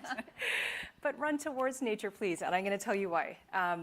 So I direct Canada's National Nature Prescription Initiative called PARX, and we like to say in our program that nature time, and one might argue other things given the composition of this panel, but should be the fourth pillar of health, just as important as healthy diet, healthy sleep, and exercise at maintaining a healthy lifestyle. And this is a body of evidence that is decades deep, and in fact, a body of evidence that I came across myself after I moved from a nature-rich area of the country where my first job was in northern BC, in Hazelton, back to downtown Toronto, essentially where I was born, and was surrounded by skyscrapers and concrete instead of trees and bears. And I found myself much more stressed living in the city, even though the work itself was much less stressful, from being a rural ER doc running an emergency department, delivering babies in the middle of the night, to outpatient student health with specialists on every corner. And so this led me to start learning about the health benefits of nature, because I looked at the research, and in fact, I was astounded by what I found. And so in particular, in menopausal women, they've actually done a lot of research in different subsets of the population, and menopausal women is one of them. And what they found in recent studies, that they found that walking outside on a nature trail, for example, versus walking indoors actually improves your mood significantly more than just being inside and doing that exercise. There's a recent study from China, in fact, that showed that menopausal women who walked on a forest trail, again, compared to doing exercise indoors, had a reduction in their menopausal symptoms, improvement in sleep, and improvement in mood. And there's all kinds of evidence in other kinds of age groups and in men as well that this holds true. And the thinking behind this is there are a number of different mechanisms, but one major mechanism is that when we head out into nature, this reduces our cortisol levels, because nature is where we were meant to be. Like, we evolved in biodiverse environments with food sources, water sources, trees that we could cut down and create shelter from and escape from predators in. So basically, wanting to be in these natural environments is an evolutionary benefit. Our brains calm down when we're in places that are good for our health. So that's one theory as to why we're drawn to nature, and why when we go there, our cortisol drops, our stress drops, and that makes our bodies work better and get out of that fight or flight mode.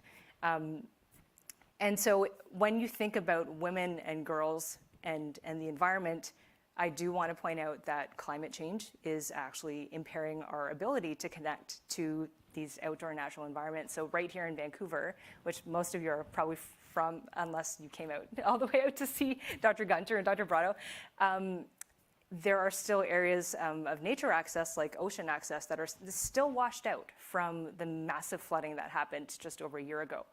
In my own neighborhood, I don't know if any of you have ever been to Locarno Beach before, but the big dock there, it's still splintered, there's still driftwood up there, and it's unusable more than a year later.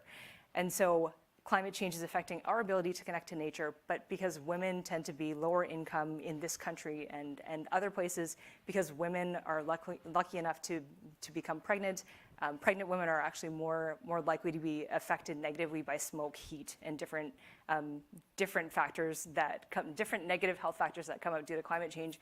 We are disproportionately affected by the effects of climate change, and we also have a lot to gain from connecting to the environments that climate change affects our ability to connect to.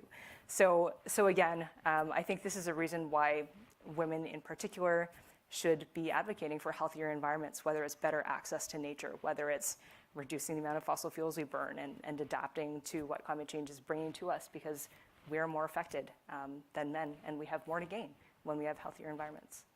Thank you. Dr. Brotto, CBT, cognitive behavior therapy, can help a lot of folks with some menopausal concerns, including anxiety and stress, depressed mood, and hot flashes. Can you speak a bit about the benefits of not only CBT, but other non-medical interventions like mindfulness? Mm-hmm. Yeah, thanks for that question. And before I answer it, I want to address something that Dr. Gunter said earlier about the tendency for women to often be dismissed when they, show up with vaginal pain or pain in their chest, and they're often told, it's all in your head, go home and have a glass of wine. Certainly a lot of the women that I see, they might be told, well, maybe you're just not attracted to your partner, and that's why you have painful sex.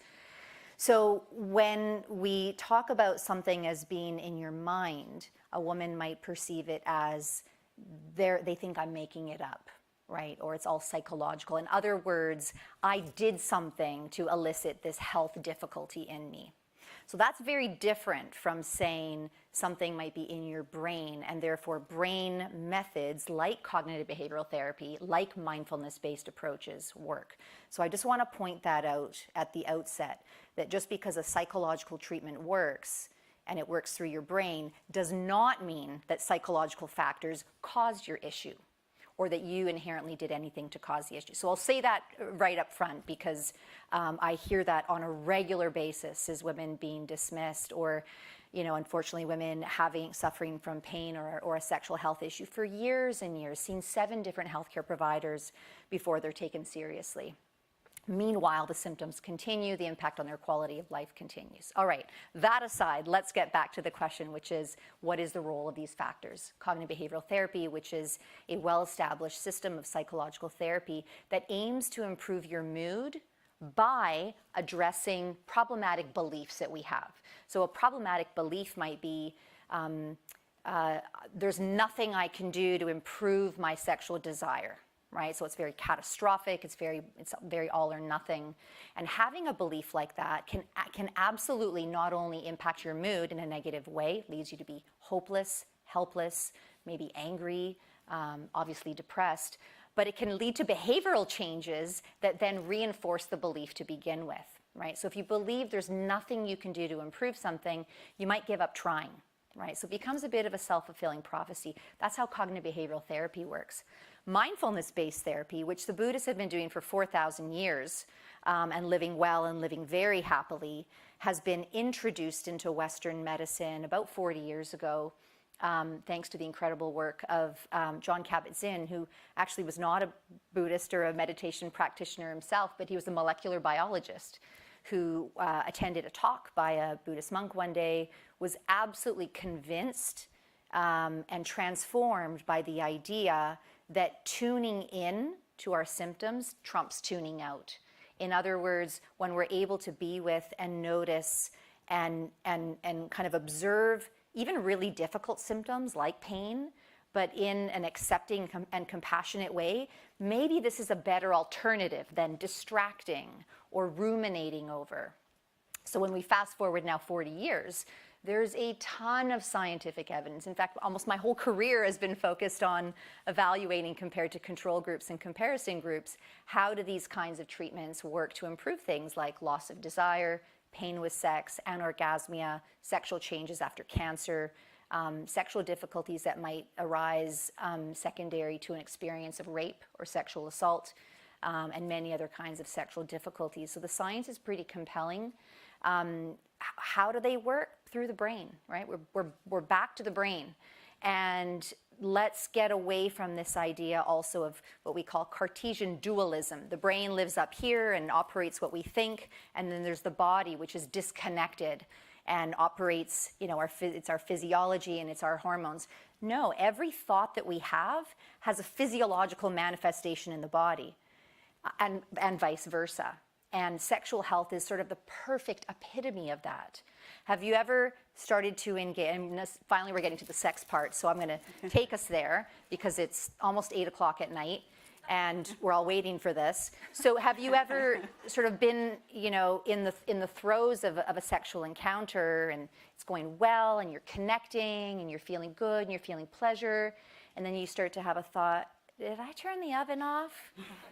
And then, you bring your mind back, and then you said, oh, wait a second, did I? Let me just walk back through it again. And you sort of go back and forth, back and forth and back and forth, lost in the ruminative thoughts. Guess what?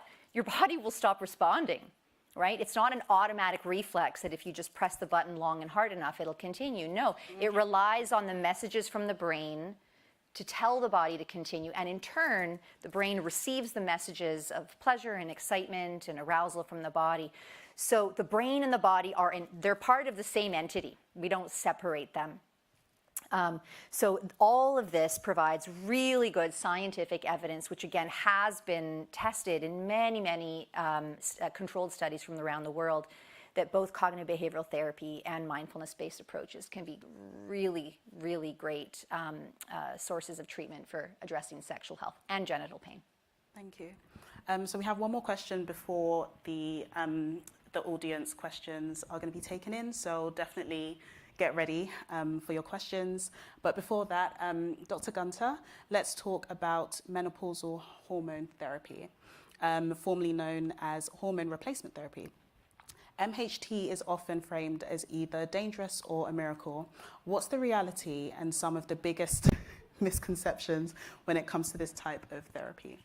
Right. Well, so very few things in medicine are, binary. There's very few things there are few therapies that are all amazing or, all bad. And I think that menopausal hormone therapy fits right in with that. It's something that can help a lot of people with some symptoms of menopause. It's not a panacea, and it's not the fountain of youth as it's often advertised. And so what we saw, I think, in response to the Women's Health Initiative and how that was misinterpreted and presented, was we've sort of seen lately sort of this, I would say, overemphasizing menopausal hormone therapy, meaning, the answer to having some information that led you in one direction is not to overcorrect, right? The answer is to be correct, right? That's the answer. And so we unfortunately see people online, many of them doctors, recommending hormones for everything.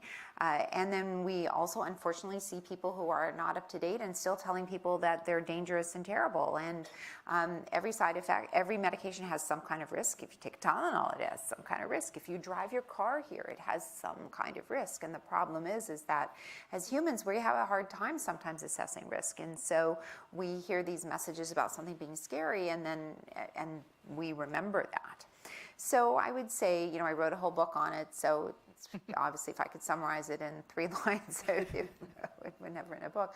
But I would say that it's something that can help a lot of people with some symptoms. And but I always say that if you could only do one thing in menopause, it would be exercise. And now I'm learning I should do that more outside than inside. But yeah, so exercise touches your brain, your heart, your bones, your sex life, your mood. It touches everything. And so one of the concerns about the overemphasis on hormones is it takes away from these other things that's the foundation of your house, right? So, so I think that hormones absolutely have a place for a lot of people. They can they can solve some problems. They can't solve every problem, but also don't forget your exercise. I won't, thank you. Well, thank you all for your very thoughtful responses. We're going to get some questions from the audience. We do have 2 mics set up on either side for our in-person questions, but we'll start off with some questions from our online audience. So Dr. Krishana Sankar, can we hear the first online question, please? Good evening, everyone, and thank you for a phenomenal panel. So the first online question, this is open to the panel, but I suppose we can start with Dr. Gunter. So it says, going back to celebrity influence on health, can you comment on Canada's healthcare crisis with access? How much of the misinformation and influence may be due to access and availability versus getting a face-to-face appointment with a doctor, let alone a specialist in the field? Well, I think lack of access to healthcare plays a huge role. That's one of the gaps, right? So if you have this gap, of course people are going to go elsewhere. And if you have a difficult time accessing healthcare and there's people talking about that symptom or the problem or the concern that you have, and they have a large following, of course that's going to give them more attention. So I would say absolutely the celebrity sort of encroachment into health and wellness is, I think, a direct consequence of gaps. Because if those gaps didn't exist, they wouldn't be able to make that kind of money. Thank you for that, Dr. Gunter. Dr. Brotto, Dr. Lem? Yeah, I mean, maybe I'll address it from the research side of things. And, you know, research is really the track on which healthcare is the train that drives upon. And so, you know, in a perfect system, we would have access to healthcare that is directly informed by science, and we have challenges with both. When we look at our federal healthcare funding for all areas of health, only 7% of the national dollars actually go towards women's health. Yet 50% of the population is probably women, and so they impact a lot of people. So even when people are able to have access to healthcare, we have a real problem in having the science to support effective treatments, do diagnostics, not to mention the fact that even when we are able to fund good science, that good science doesn't necessarily make its way into education, healthcare policy, decision-making, et cetera, et cetera. So we just want to make sure that we look at this from all sides of the coin, that research is really foundational also to good health. And I'll just add to that by saying there has been systematic underfunding of primary care across Canada, within BC as well. I think statistics just before we're in December said that 1 million people in British Columbia were without a family doctor. And I think this is almost criminal in a way, because we know the research shows that when people have a primary care practitioner, they go to the emergency room less. They have longer life expectancies. They have better overall health and well-being. So the fact that we haven't actually been investing in primary care is having a direct impact on our health. Something else I want to point out, though, as well, is that when we do have access to doctors and nurses and other science-based health professionals, people have a high degree of trust in them, actually. I think in some ways we kind of undersell ourselves. Survey after survey that's done globally actually puts doctors, typically nurses actually ahead of doctors, and scientists, in fact, at the top of the list of professionals who are most trusted by the general public. So I think if we can invest in primary care, we can invest in better connections between patients and evidence-based health professionals, we're going to have a healthier population, because they'll be exposed to the real science and the evidence, and people that they trust. Thank you all for that. So one more question from our online audience. And so I can see this one probably going to Dr. Brotto. I find it difficult to speak to GPs about sexual health because of the stigma associated with it and slut-shaming culture. This person mentions that they often experience slut-shaming themselves. They would like to know, how do we overcome this? Oh, it breaks my heart when I hear that, and I hear that every day. And I hear it among women across ages. There's a bit of a fallacy that, you know, because we live in a sex-saturated society, that young people have tremendous comfort talking about sex. I can assure you they don't. And that there, you know, unfortunately are many instances of unwanted sexual activity that we're also not having adequate conversations about. I think it takes great courage, and I think when we remember that when we really own sexual health as a part of our quality of life and living well, and not seeing it as something frivolous or fringe or something inappropriate. As healthcare providers, we also need to do a lot better around addressing a lot of the stereotypes and myths, such as if you're single, you're not engaging in sex. If you're past a certain age, you're not engaging in sex. If you're of a particular group, and you name the group, you're not engaging in sex. And so I think that we just need to address it head on. And so forums like this one, where we can have conversations and be mostly serious and a little bit funny, because come on, it's sex, we've got to have some humor in there as well, then that's going to go a long way in having those conversations. But it does take bravery. Change is possible. Change is slow, but change is possible. Thanks, everyone. Thanks, Kashana. Now on to our in-person audience. If you have any questions, feel free to come towards the mics. They aren't scary, I promise you. Hello, back to sex. So first wanted to recommend everyone Dr. Broder's latest book, Sex Through Mindfulness, super cool. And yes, young people are uncomfortable talking about sex. I've been hyping myself up for like 40 minutes to ask this question. But here we go. The question is about mindfulness, and I'm a big fan, and I think it works. However, I find it hard converting people into these conversations. Personally, for me, it seems like there are two reasons why. First one being some people think it's some woo-woo thing because it's so recent in the Western culture. And second is that some people think it's inseparable from spirituality in some religious context, which is not true, and it's very well explained in the book. So my question is, what are the tips, and maybe they're age specific, about, and like from your studies maybe, what arguments or like what are the prediction of retention of women in the mindfulness programs? And like for somebody who have never heard about it, maybe somebody a couple of generations from me, sort of how do you talk about it? Thank you. Thank you. Thank you for your kudos, and thank you for your question. Here's how I explain it to people. I pass them a plate. On the plate is a raisin. And I very slowly invite them to pick up the raisin in their hand and observe it. Observe the color, the shape, what happens when the light bounces off the surface. Then I invite them to put it up to their nose and close their eyes and move it nostril to nostril and just tune in to whatever aromas are meeting their nostrils.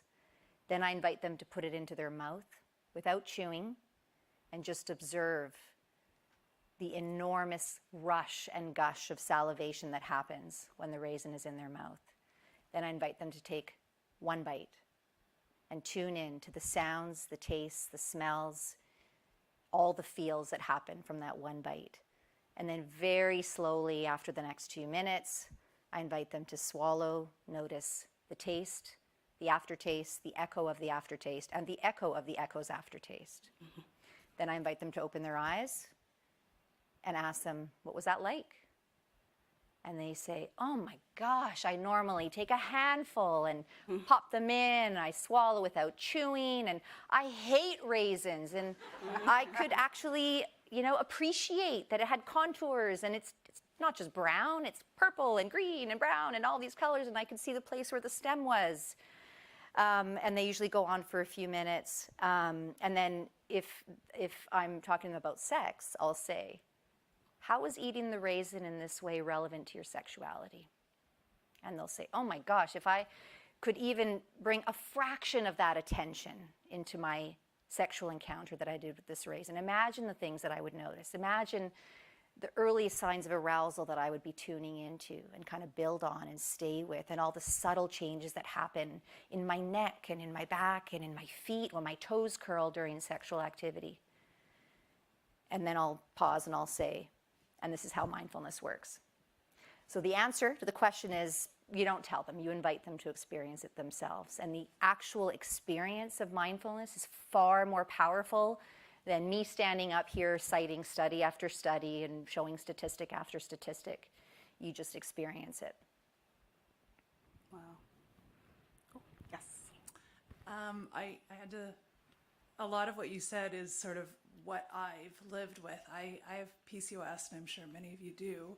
And going through the research of how does that apply to menopause and what is the interplay there? And there's all these supplements that they're recommending, and there's not a ton of research out there on it. So I was just wondering, what does PCOS do, or any sort of those kind of hormonal syndromes or whatever they might be? How does that affect menopause, or maybe all of what we talked about tonight? Mm-hmm. Right, so polycystic ovarian syndrome is a medical condition. It's actually the most common endocrine condition.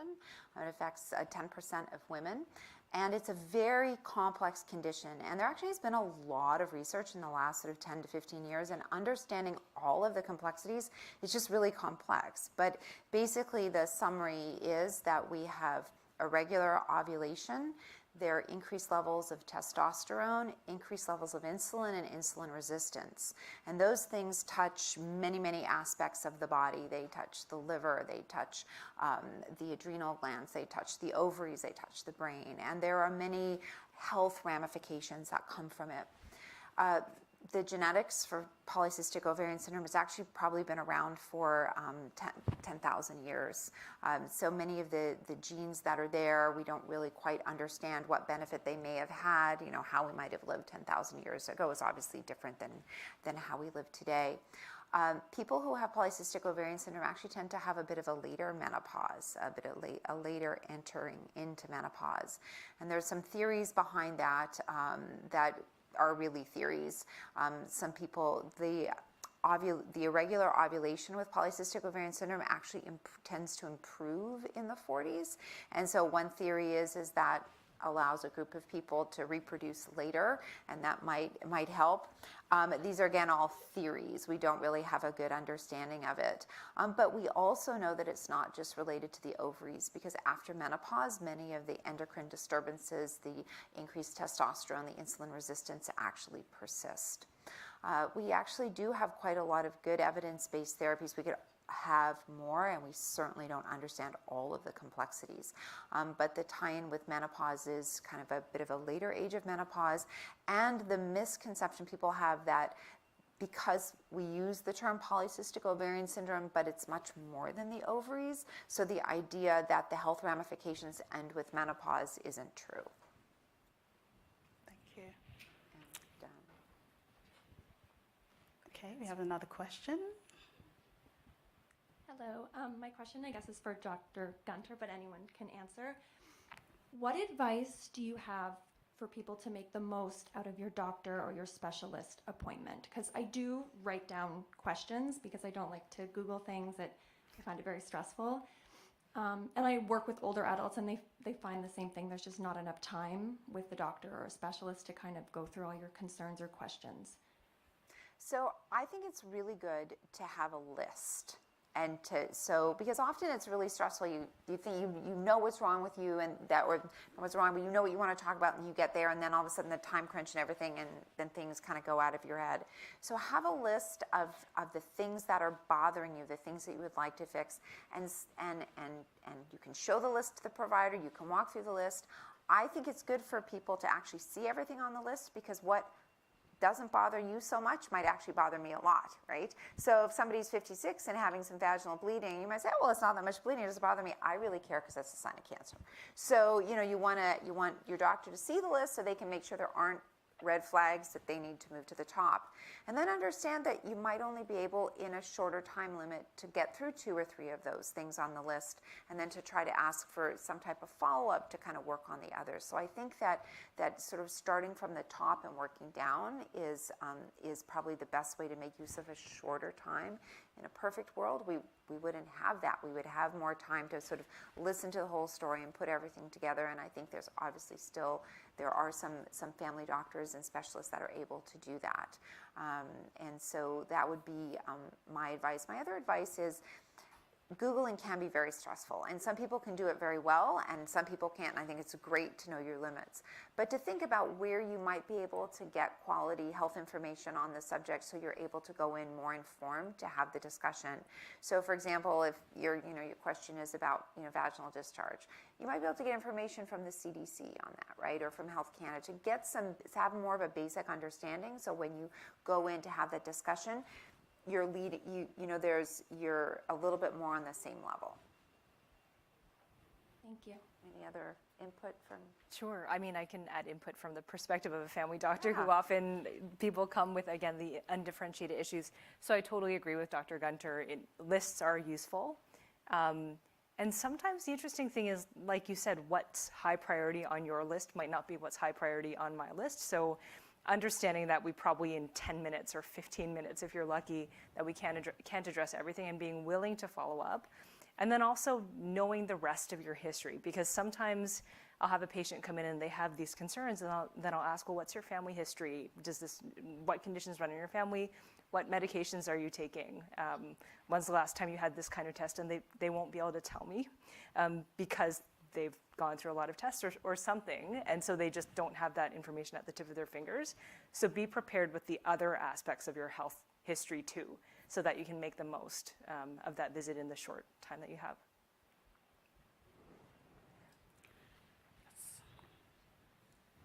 In terms of like the Women's Health Initiative being bailed on and not being completed, because I read that long article in the New York Times about how this study about estrogen wasn't completed or finished, so the data was also not done.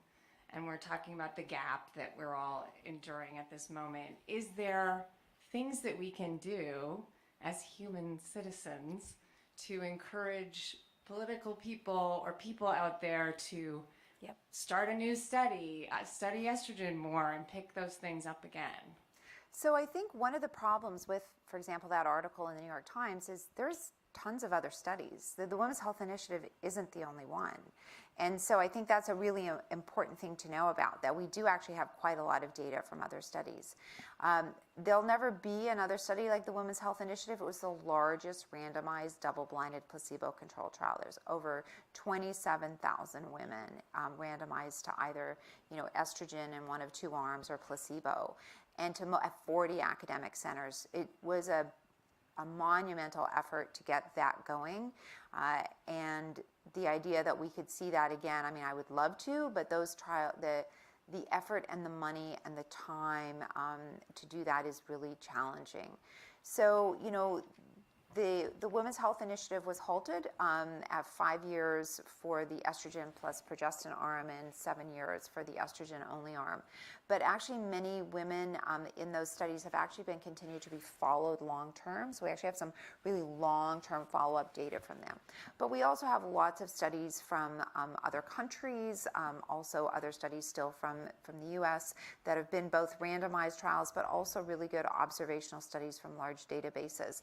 Now there's issues with observational studies, but the thing that most of these studies tell us is they actually all tell us pretty much the same thing. So that's a really good piece of, if every study tells us that estrogen helps hot flashes, and of course every single estrogen product that's on the market had to have been studied against placebo, right? So we actually have all of those clinical trial data to look at as well. So we actually have a fair bit of data. There's also osteoporosis trials and other types of things. And so there are still unanswered questions. And one of the things about science is the more studies you do, the more questions you realize that you have, because you can't possibly study every single question that you have. You have to kind of have some kind of limit, otherwise your study coordinators will not be able to you won't be able to get people to be in the studies, right? You can only draw so much blood, you can only do so many things, right? So there are some kind of limits to that, and people only want to come for so many follow-up visits. So we absolutely do need to have more data about more things that we don't have good data on, but we actually do know a lot, and I think that's really important. And I think one of the disservices, as I mentioned about that article, was I think it led people to believe that that really was the only study, and there hasn't been any other kind of work, and that's simply just not true. But we do need to know more about long-term cognitive impacts of transdermal versus oral. We need to know more about what happens when people continue to take hormones beyond the age of 65. We don't have good data with that. And so how can we get better data? Well, and this doesn't just apply to menopause, this applies to everything that we've been talking about.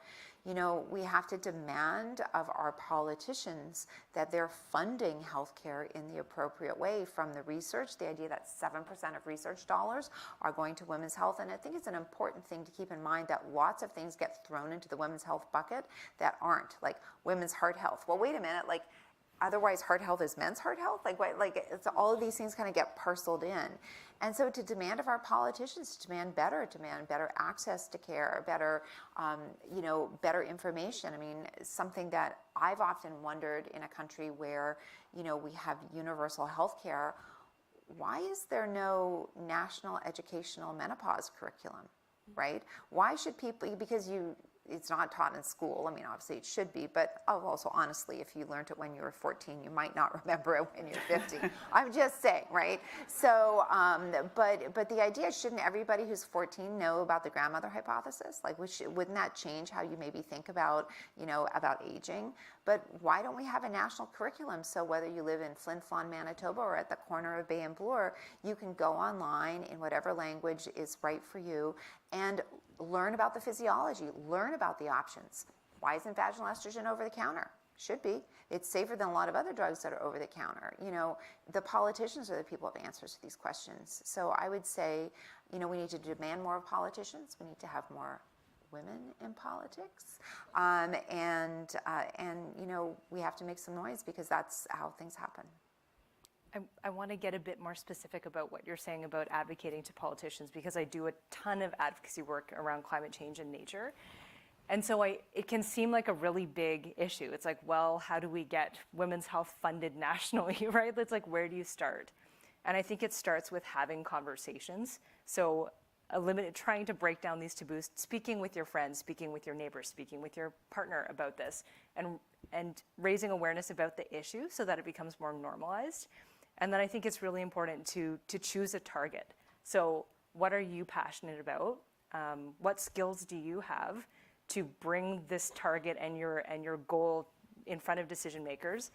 Building a team too, like whether it's your neighbors, your friends, your family, or whatever, coming up with the idea for a petition and then starting to work on it. I mean, we can complain and complain and complain about things, but unless we actually start to put our effort into it, nothing's going to happen. And then I think not being afraid of decision makers, because we have to remember government is here to work. Well, they're supposed to be here to work for us, right? Like, we elect them, they represent us in each of our ridings. You should be able to approach your local politician and say, this is an issue that's important to me, and here's the team behind me who's advocating for this. Why don't you put a petition forward in the House of Commons about this? There are lots of different ways that you can advocate directly to decision makers. And I would say a good place to start is, in fact, with your own local MLA, with your own local MP, and show them that you have a bit of a team behind you, and it just continues from there. We have a perfect example of that, and that was last week's announcement in British Columbia of the approval of contraception free of charge for every British Columbian. And yes. Now, what a lot of people don't know is actually the data that supported that decision were completely done and dusted about 5 years ago. So the data were sitting there, and it was literally 5 years of advocacy by the research team and doing the very things that we're hearing about, talking to the MLAs, the MPs, going to higher and higher levels, being a broken record, saying the same thing, and finally it made a difference. So I love that example, because I know in speaking with the research team, they never thought that that day would come, that all the thousands of hours of science evaluating, the safety, the economic impact, what are the harms, what are the myths, et cetera. And then when it was announced last week, it was first of all, it was a victory for women's health. And it was also a wonderful example of what happens when we use the power of our voice to people who can make decisions. And so take that with you. Take that with you. Go home, call your MP, call your MLA, and demand better. Demand that we have more dedicated funding going to women's health topics so that women don't have to suffer in silence. Thank you. And thank you to everyone for your fantastic questions in person and online. And thank you to our expert panel for your wonderful answers to them. Do we have time for our last panel question or not? 1 minute answers, okay. Okay. And I've got the clock there, so I am keeping my eye out. Okay, so I do want to ask you all, so throughout the pandemic, we have seen a glut of misinformation. The same is true when it comes to women's health. Do you have any words of wisdom when it comes to navigating misinformation about our health? Dr. Gunter, you can start, and then we can work our way down. Oh, wow, a 1 minute answer. You know, I would say be mindful of the information that you come across online, and don't be afraid to pause and fact check and step back and figure out, you know, what the motive is, and go back to the idea about you want to pre-bunk. You don't want to be in a situation where you're trying to undo misinformation. Yeah, we covered a lot of ground tonight, so I'm sure the answers are wrapped up in there. But I would just implore all of you in the audience, take one thing you learned tonight and share it verbatim with someone that you care about and know, and then there will be a nice ripple effect of information sharing. And too often, you know, information as a scientist, I know all too well that information stays buried in medical journals and never gets translated or shared with the public in a way that can improve how they live. So when you hear accurate, good information that has landed with you in a certain way, share that with someone that you care about. My small piece of advice is look beyond this box. You know, look to the wider environment for causes of what the symptoms you are might be. Look to the, you know, the air pollution. Look to what's inside your home. Don't blame everything on hormones, because there's so much profit to be made in selling supplements to people to alter or balance their hormones, but in many cases, it's not the hormones that are the problem. So just be open to other ideas. Wonderful, and I think you guys accomplished the timing. Brilliant. Well, thank you, Dr. Gunter, Dr. Brotto, and Dr. Lem for your time and your insights on this panel. Personally, as a woman with many hormones, I definitely found this conversation very insightful and empowering. I will now pass it back to our Science Up First director, Magda Beimer, to deliver the closing remarks. Wonderful. Thanks so much, Esther. Okay, so I'm still processing. That was an amazing conversation. Bags and bags of information going home with each and every one of us. Thank you. Thank you so much, Esther, for your incredible moderating and for leading us through the discussion. And can I get a really massive round of applause for our expert panel today?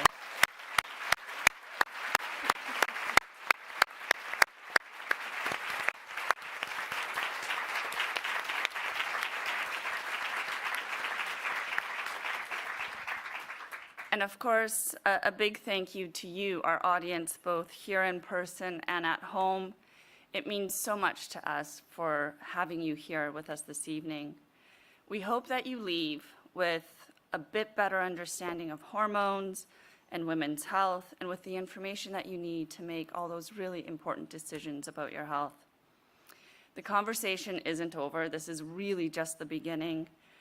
We hope that you follow at Science Up First on all of our social channels, and visit our website, scienceupfirst.com, for additional information.